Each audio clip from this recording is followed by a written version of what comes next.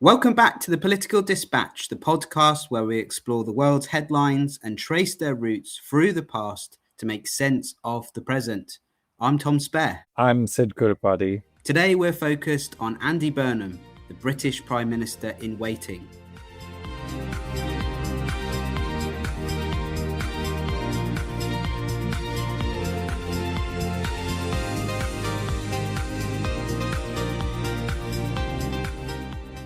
On 22nd June, Sir Keir Starmer resigned as the UK Prime Minister. His resignation came after months of tumbling popularity, a poor set of local election results in May. Resignations from key government ministers like Health Secretary Wes Streeting and Defence Secretary John Healey. Starmer has set out a timetable for his departure and the appointment of his successor. Nominations for Labour Party leader and proxy Prime Minister will be open on Thursday, the 9th of July. Nominations close a week later. If more than one person gets 81 nominations, then a leadership election will take place, with a new leader announced on the 1st of September. If there's only one nominee, that person will become leader and then Prime Minister. If the latter happens, we could have a new Prime Minister as early as next month. So far, only a few names have surfaced as potential leadership runners. Health Secretary Darren Jones, Chief Secretary to the Prime Minister and a key ally of Keir Starmer, has said he was thinking about running before announcing he wasn't. Wes Streeting had resigned from the government, had said he was running. Over the last few weeks, Streeting had been on the airwaves, voicing his dissatisfaction with Keir Starmer's leadership and government, telling journalists he was the man with the plan. But on Tuesday, 23rd June, he announced he was no longer running and threw his support behind a person many believe will be the winner, Andy Burnham. Now, before we do a profile of Andy Burnham, the former mayor of Greater Manchester, we want to run through what led to Keir Starmer's resignation. And I think we have to go back to when he first became Prime Minister. Let's go back to 2024. Keir Starmer had been Labour leader for about 4 years. He became Labour leader succeeding Jeremy Corbyn. He'd served in the Corbyn shadow cabinet as the shadow Brexit secretary. And Keir Starmer became Prime Minister on the 5th of July, ending 14 years of Conservative-led governments. There had been a number of Conservative prime ministers. So we'd had David Cameron, we'd had Theresa May, Boris Johnson, Liz Truss for 49 days, and then Rishi Sunak. The Labour Party won 411 seats, which was close to a record. And so they had this massive majority. The sunshine had returned, and there was a lot of hope. But that hope quickly got extinguished by a number of announcements. On the 29th of July, Rachel Reeves, the Chancellor, announced winter fuel payments would be means tested. That basically erupted into quite a big debate. Between August and September, there was some controversy over Keir Starmer and other cabinet members accepting gifts and freebies from wealthy donors, including nice pairs of glasses that Keir Starmer was getting. In October, the number 10 Chief of Staff, Sue Gray, who was a former civil servant, resigned. Now, Sue Gray was important because she did the Gray Report looking into Boris Johnson, so that she basically helped bring down Boris Johnson. And it had been quite a controversial appointment because civil servants generally don't go then into government. Created a lot of internal fighting. Also in October of that year was Rachel Reeves' first budget, and she raised taxes by £40 billion to fund public services. And in December 2024, Keir Starmer appointed Peter Mandelson as ambassador to the US. And we'll come back to Peter Mandelson in a bit. Okay, so that was 2024. So it was already quite a tumultuous time. And then it became even more tumultuous when, Trump won the election in 2024. And then that really raised some doubts about how Keir Starmer would manage that quite difficult relationship. Very different personalities, very different policy positions. There were a few quiet months, and then into May of 2025, really bad local election results. So Labour lose 187 seats, while Reform gains 677. Tories lose 874. Labour also loses the Runcorn and Helsby by-election to Reform, Keir Starmer delivered what became known as the Island of Strangers immigration speech, which drew a lot of comparisons to Enoch Powell's Rivers of Blood speech, which was very controversial when he delivered that. And a lot of people started to raise that genuine question of, has he gone too far on immigration? The government then sort of partially reverses the winter fuel payment cuts as a sort of compromise. In June, Starmer and Trump announced a US-UK trade deal. But then in July, often what would happen is basically there would be an international relations win and then a domestic sort of screw up, basically. So there was a big revolt of the biggest revolt of Starmer's premiership, where 49 Labour MPs voted against his welfare reforms. The welfare budget has massively increased over recent years, but a lot of that is tied to bad mental health, a lot of long-term impacts from the pandemic that we're still living through, and politicians looking for easy wins from those cuts. In September of 2025, Keir Starmer sacks Peter Mandelson as US ambassador over his links to the paedophile Jeffrey Epstein. In November of that year, Reeves' second budget raises more in taxes and scraps the two-child benefit. And this had been rolling on for months. The Labour MPs had really wanted to get rid of the cap, which was seen as an attack on sort of lower income families. And it was a big win for the Labour MPs. And it's something that Keir Starmer has since taken a lot of credit for, even though he was incredibly reluctant to adopt it as a policy position. And then into this year, one of the key moments, I think, that really everything started to come undone was the resignation of Morgan McSweeney, who's been one of Keir Starmer's key allies. And he was a close friend of Peter Mandelson. Actually, a day later, Anas Sarwar, the Scottish Labour leader, called for Keir Starmer to stand down. There were talks that this had been coordinated with Wes Streeting, potentially. There was potential that the then Welsh First Minister was also going to call for him to resign, but Eluned Morgan stepped away from the precipice and didn't get involved. Then it really got quite bad. Peter Mandelson was arrested on suspicion of misconduct in public office for using government emails and insider information to pass on to Jeffrey Epstein. And it really demonstrated how untrustworthy Peter Mandelson really is. And then on the 27th of February, the Green Party wins the Gorton and Denton by-election. Labour finishes third behind Reform. Andy Burnham could have potentially stood in this election, but the Labour National Executive banned him basically from running. They said it was going to be too costly if he stood down from being Mayor of Manchester, but they just didn't want the threat against Keir Starmer's leadership. Again, February, very bad month because Trump launches action against Iran. Starmer refuses to let the US use UK bases for offensive strikes. And then there's a lot of sort of like big moments here. So Trump publicly attacks Starmer, saying he's not Winston Churchill. Starmer holds his line. Starmer's then accused of misleading Parliament over the Mandelson vetting failure. He denies this. Then in May, they suffer really big losses across the UK. And in the Senedd elections, the Welsh Labour Party lose control of the government for the first time in 27 years. MP Catherine West then went up very rogue and said she was going to run a Labour leadership against Keir Starmer if he didn't act. And then behind the scenes, we started to see a lot of momentum building up behind him resigning. He gives a sort of keynote speech trying to shore up his support, another pivot. It didn't work. 4 ministers resigned, around 90 MPs called for his resignation in the same month. Then Wes Streeting resigned, really important ally of Keir Starmer and seen sort of as a potential successor as Prime Minister.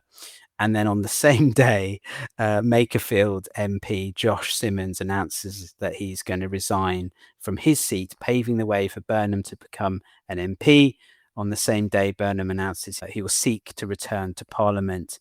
The National Executive then announces that Burnham can run. This really opens up the race then. And another essential ally of Keir Starmer resigns on the 11th of June. John Healey, the Defence Secretary, respected in the military world, served previously in Starmer's shadow cabinet, in Corbyn's shadow cabinet, and held junior roles in both the Blair and Brown governments. It's reported that Healey resigned because of a dispute with the Treasury and Chancellor Rachel Reeves over defence spending plans. Al Khan's, the Armed Forces Minister, also resigns. He's a former Royal Marine, I think.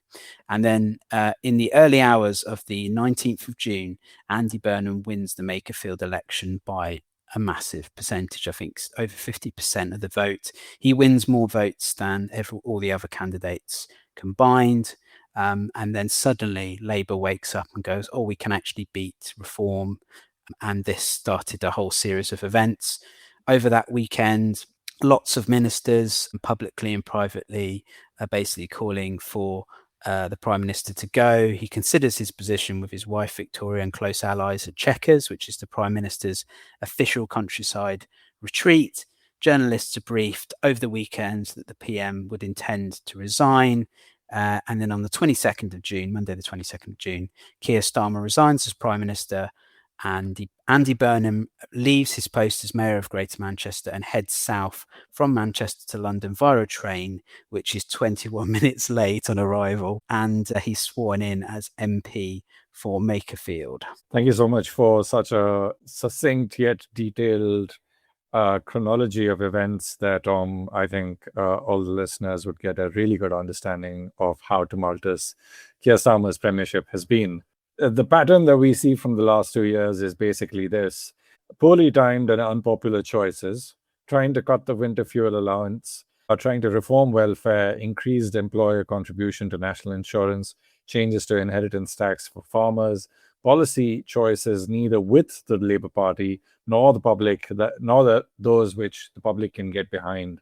With a 411 mandate, it should have been far more acceptable for him to do a lot of decisions, tough decisions, but they were really poorly timed. There's a whole timing factor involved in all of that. And then it also brought in a lot of questions of judgment, the biggest one being the appointment of Peter Mandelson, despite many warnings that he would bring to the government into disrepute.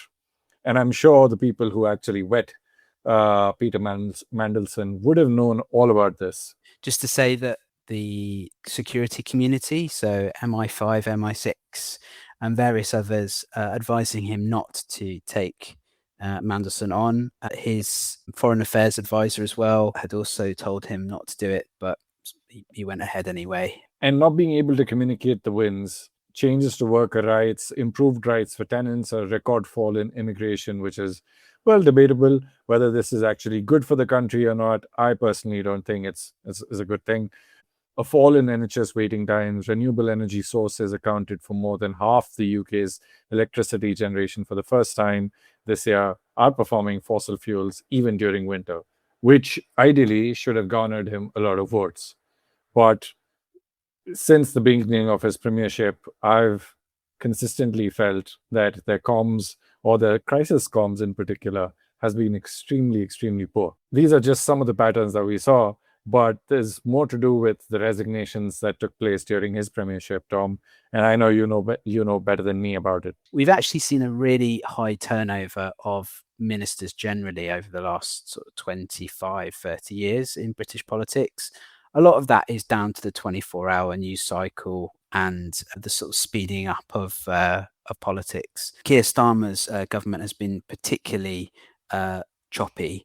So there's been 20 key ministerial resignations up until the 12th of June 2026. Louise Haigh was a weird one, was about a past criminal conviction. She was the Secretary of State for Transport. Tulip Siddiq, who resigned, who's the Economic Secretary to the Treasury, she resigned because of allegations over family finances. She is the niece of former Prime Minister of Bangladesh, Sheikh Hasina. What are the chances? And exactly. It was to do with property as well. Angela Rayner was a big one in September 2025, because Angela Rayner was appeasing the sort of the left of the party, the soft left of the party, and further afield. An independent advisor found that she broke the ministerial code by failing to pay correct stamp duty on a property, which is ironic because she's a Secretary of State for Housing, Communities and Local Government. Josh Simmons, who later featured resigning to Makerfield MP over reports that he'd used in the think tank, had paid a PR firm to investigate journalist backgrounds.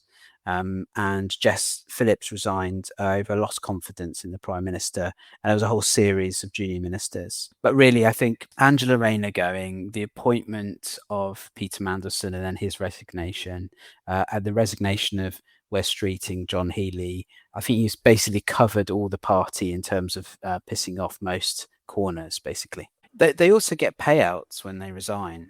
Right. There's a question mark whether they deserve those payouts if they haven't served very long. Yeah, that's true.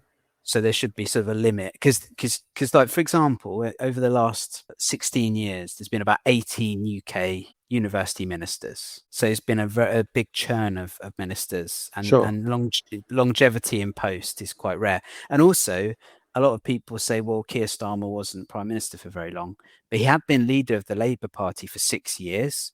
And that's the most anyone's been Labour leader since Tony Blair. Yeah, that's true. Yeah. So it's an achievement in itself to stay in that post for that length of time. True. But Corbyn was there for about 5 years, and Ed Miliband was also leader of the Labour Party, again, another sort of very long 5 years. You know, he was leader for in a very challenging time of the party, right. And I think he did a good job of cajoling the party. But I think Keir Starmer was trying to push Labour down a path it just doesn't naturally fit into, and because there's so many MPs, it was just so difficult to keep control of it, you know. And his authority really ebbed away quite quickly. It's amazing how quickly power goes, and it just vanished so quickly. At least the last couple of months, you could just see that it was going to happen very soon, and then suddenly you had the chessboard pieces are moving. You have a statement that says, I'm going to fight, I'm going to continue fighting, and I'm not going to resign, and I'm going to contest against for whoever's standing up for the Labour leader position.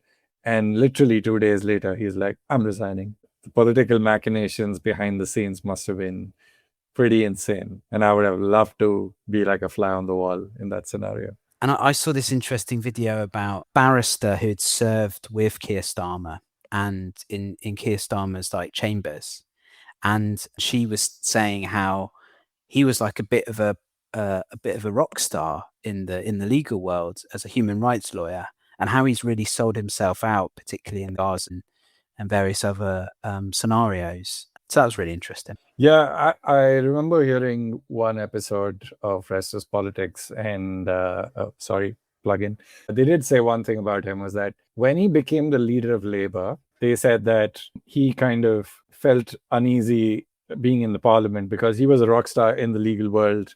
He was leader of the Crown Prosecution Service, or he was the head of the Crown Prosecution Service, if I'm not wrong. And then suddenly when he entered parliament and when he started making speeches and started taking questions, the audience that he was pandering to, or the people that he was speaking to, were, you know, they were responding very differently, and he found that a bit difficult. That's kind of been the case over a period of time during his premiership as well. He's not used to failure. He didn't really come from much. I mean, he sort of banged on about being the son of a toolmaker. But it is true, you know, he came from pretty humble beginnings and rose up through the ranks. But I mean, if we talk about his successor, that's a very different story. I think it's sort of worth talking about the guy who might replace him. Absolutely. So let's turn to Andy Burnham, and let's talk about the person, the policies, and the people around him. So Burnham was born in Aintree near Liverpool in January 1970. So he's around 56 right now.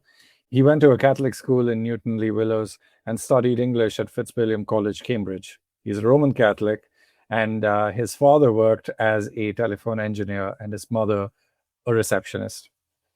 He joined the Labour Party at just 15, and after university worked as a researcher for Tessa Jowell, then as a special advisor to Chris Smith at the old Department of Culture, Media and Sport.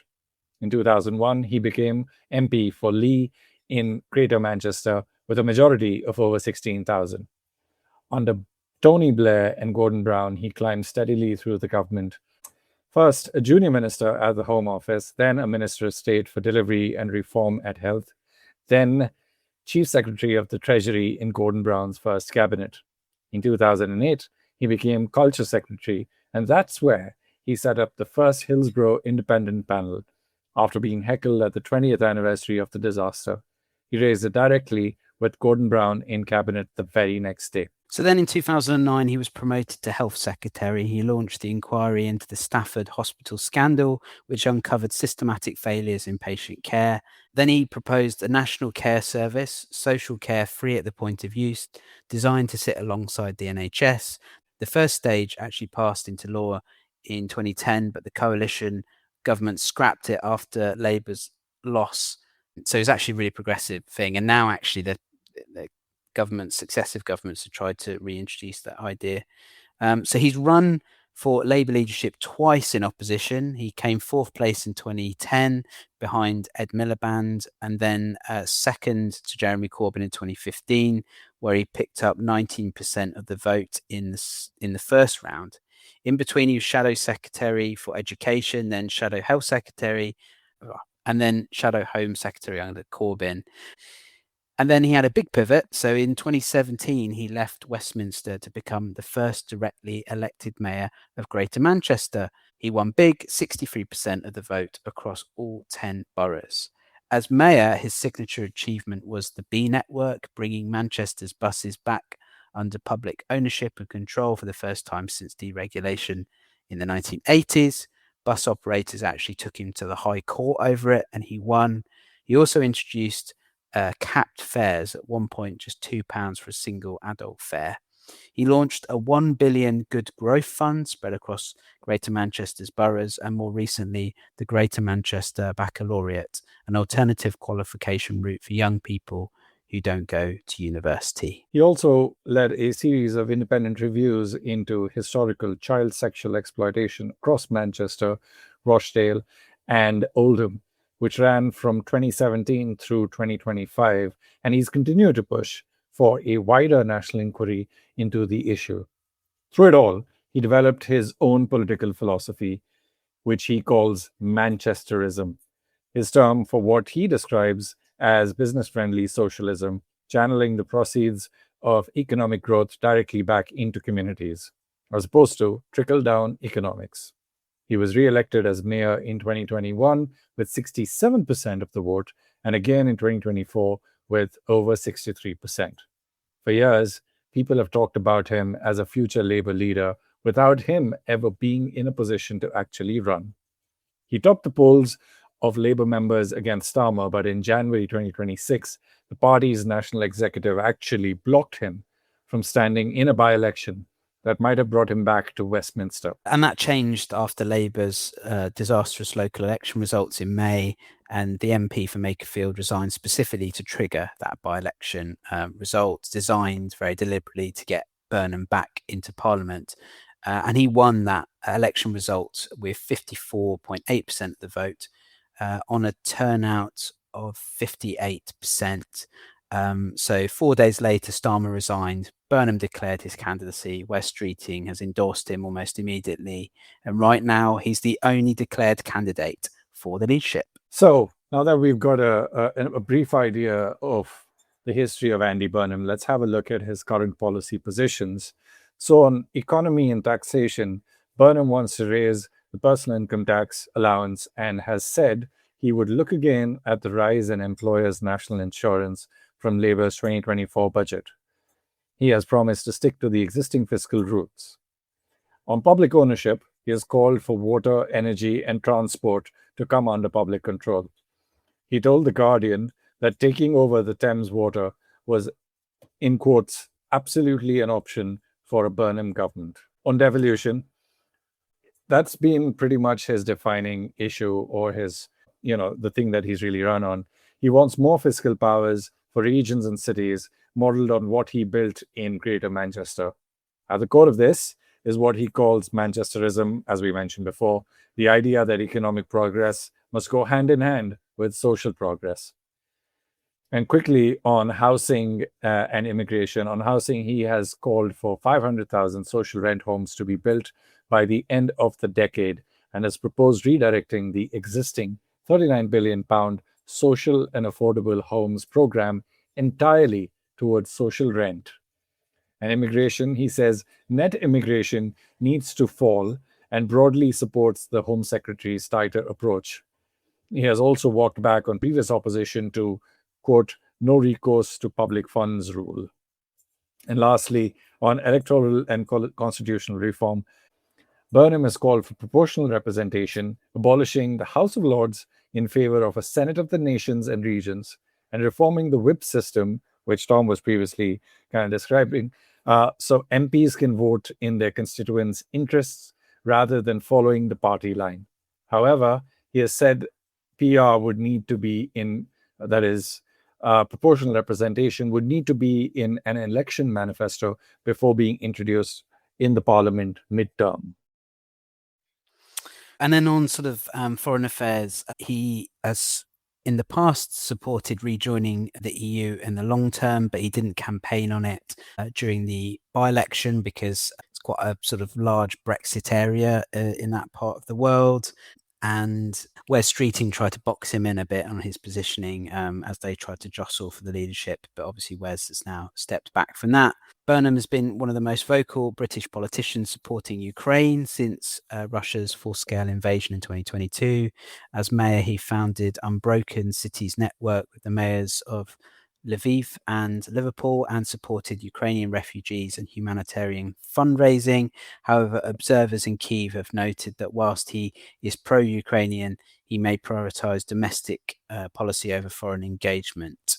On Gaza and the Middle East, Burnham was one of the first senior Labour politicians to call for a ceasefire in October 2023. He's urged the UK to formally recognise a Palestinian state, but has stopped short of describing Israel's actions as genocide.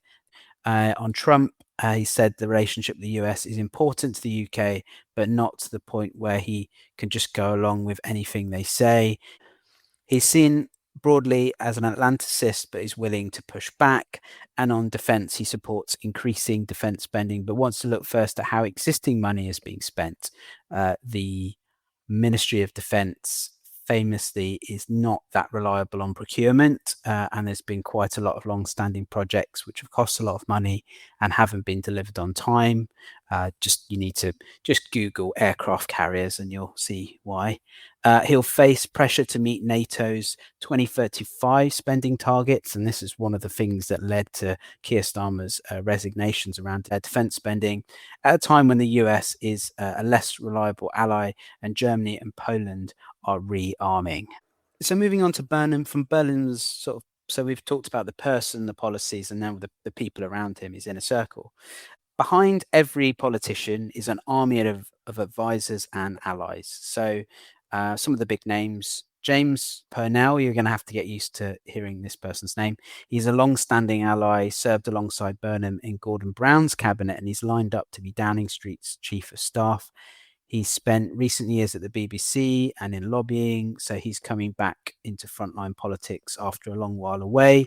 Also, he's very connected into the arts world as well.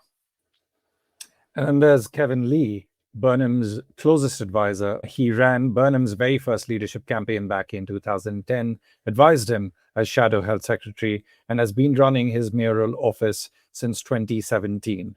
If Burnham gets into Downing Street, Lee goes with him. On the economic side, two big names. Ed Miliband has become aligned with Burnham over the years, both believing in a more interventionist state. He's thought to want the Treasury, having spent years advising Gordon Brown there, and Wes Streeting, who's chosen to back Burnham rather than run himself. And there's real speculation he could be rewarded with the chancellorship. And then there's the senior cabinet tier, so Angela Rayner, who's actually building her own leadership bid before stepping back and remains hugely powerful on Labour's soft left, which is now the dominant faction in Parliament. Hard to see her not getting a big role. And then Josh Schimmons. Hello. Shema. And then Josh Simons, the MP who actually gave up his own seat in the Makerfield to trigger the by-election that got Burnham back into Parliament. I've been really thinking about him. I don't know what deal he's going to be getting, but he's had quite the political journey from Corbyn's team to running a pro-Starmer think tank to becoming an MP and minister and then resigning over conduct allegations. He's helping on policy now and is definitely tipped for a role. And the depressing thing is only 32. He's achieved so much in so little time. So, yeah, goodness. I wonder now, I suppose, any sort of final reflections, Sid, before we come to a close? It's kind of a repetitive pattern, isn't it? Like the prime minister changes or resigns, and then you have all this speculation on who's going to be part of the next cabinet and who are the power brokers, the factions within the party. These are commonalities that you see across a lot of parliamentary democracies around the world, quite similar to how things are back in India as well. So it's not really surprising. What I'm really interested is when the Labour leader election happens, is there anybody who's actually challenging Andy Burnham, or is he going to win, without any contest? And if he does, then he gets a lot of power. It'll be very crucial to see how he deals with the geopolitics side of things and the domestic issues, because he's just got roughly 2.5 years, 3 years approximately to pull off another Labour victory. I wonder also whether we might see a similar pattern of what happened, that when Rishi Sunak became Prime Minister, he was very domestic orientated Prime Minister, and he appointed David Cameron as Foreign Secretary for the last I don't know if it was about a year, it was probably less than a year of his government. And I don't know, I get the sense that Andy Burnham would be a more domestic focused Prime Minister, try and shore things up at home, and whether he might sort of lend his loyalties to a reliable Foreign Secretary. So I think that'd be quite interesting to see if he continues to be more of a domestic Prime Minister than bothering on the international stage, or we're relying on people like the King and Prince William to deploy them out to different parts of the world. The other thing is that obviously we've mentioned Andy Burnham's very keen on devolution, so it'd be interesting to see what his relationship is like with Scotland and with Wales and in Northern Ireland too, to see whether more devolved powers come their way. And it'd be interesting to see on things like utilities, on energy, who the energy secretary will be. Will it continue to be Ed Miliband or someone else? And on transport as well, and things like water, because there seems to be quite a lot of support behind renationalisation of things. But the thing is that a lot of these utilities are in huge amounts of debt, so you'd be taking on massive amounts of debt that the government wouldn't necessarily be able to afford. I'd be really interested to see what a Burnham government would do around education and around higher education versus tertiary education in terms of further education and skills and training. I'm sure we'll be back probably actually a couple of weeks when potentially Andy Burnham is anointed as he goes from King of the North to taking the throne, to become king of all the kingdoms. So we'll have to wait and see. We also have some future episodes coming out, part 3 of how Brexit happened. We've got an academic from the Czech Republic, actually, who's contributed to an episode there. We've got your episodes coming out as well, Sid, about India and the current state of Indian democracy. Yes. Yeah, the current state of Indian democracy, which we'll be sending out soon. And then we have some US related episodes as well, because the US will be celebrating on the 4th of July its 250th birthday. This has been a Be the Change Media Network podcast. Do give us a like, share, or a subscribe or comment on our podcast episodes whenever you hear them, or if you want to give us some sort of feedback. We'd love to hear your words and your thoughts. I'm Sid Kurupati. And I'm Tom Spare, and this has been the Political Dispatch. Come back, Lily. Save us.